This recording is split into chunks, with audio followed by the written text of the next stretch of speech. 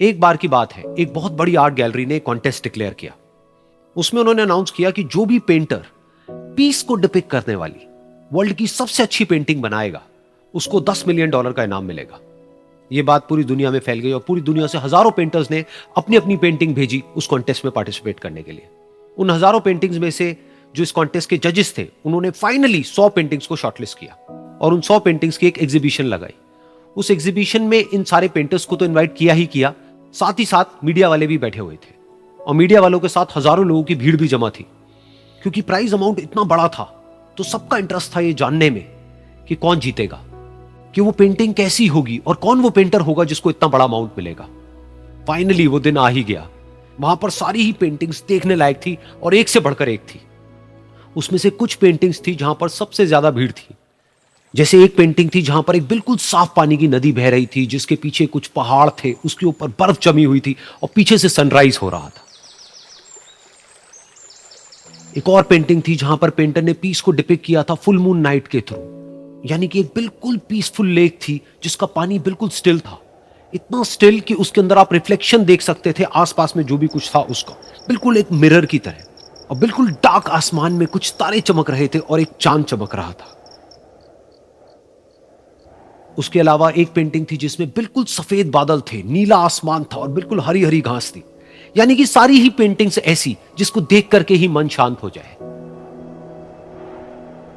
तो कॉन्टेस्ट बहुत ही टफ था क्योंकि सारी पेंटिंग्स एक से बढ़कर एक थी। तो जजेस के लिए शॉर्टलिस्ट करना कि कौन सी पेंटिंग बेस्ट है, that was very very difficult.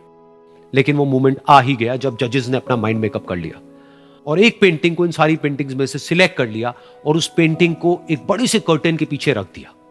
सामने वो सारे पेंटर्स बैठे हुए थे, मीडिया वाले थे और हजारों लोगों की भीड़ थी। सबकी क्यूरियोसिटी बढ़ती चली जा रही थी क्योंकि अमाउंट बहुत बड़ा था।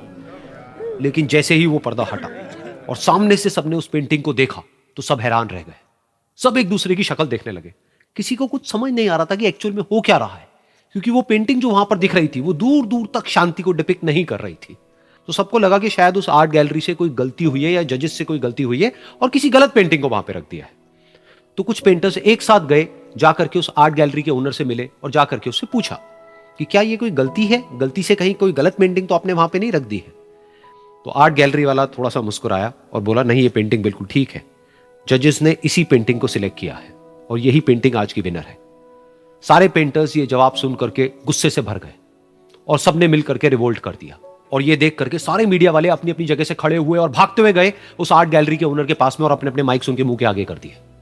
तो अगेन वो आर्ट गैलरी का जो ओनर था वो हल्का सा मुस्कुराया और उसने कहा कि मुझे कुछ बोलने से पहले एक बार इस पेंटिंग को आप लोग ध्यान से देखिए, थोड़ा पास से देखिए, शायद आपको कुछ ऐसा नजर आए जो दूर से नजर नहीं आ रहा है। क्योंकि आप सबने एक चीज तो देख ली कि इस पेंटिंग में आंधी है, तूफान है, चारों तरफ सब कुछ तहस नहस हो रहा है, आसमान में बिजली कड़क रही है, काले बादल हैं, ये सब तो आपने देख लिया।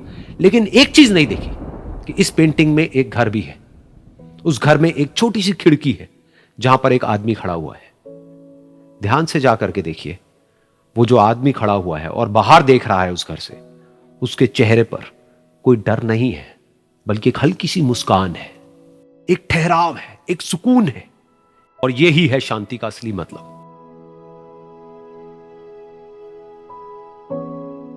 यानी कि शांति का मतलब यह नहीं है कि हमारे बाहर सब कुछ शांत है और फिर हम शांत हैं, क्योंकि वो टेम्पररी है। असली शांति का मतलब यह है कि हमारे बाहर चाहे जो कुछ भी हो रहा हो, हम अंदर से पूरी तरह से शांत हैं, हमारा मन शांत है। क्योंकि जिसका मन शांत नहीं है, उसको चाहे आप कितनी भी सुंदर से सुंदर जगह पर ले जाकर के बिठा दो, वो वहां पर भी जाकर के दुखी ही रहेगा।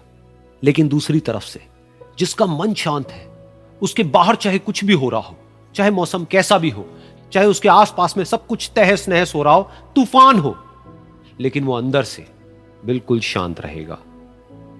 और यही है शांति का असली मतलब।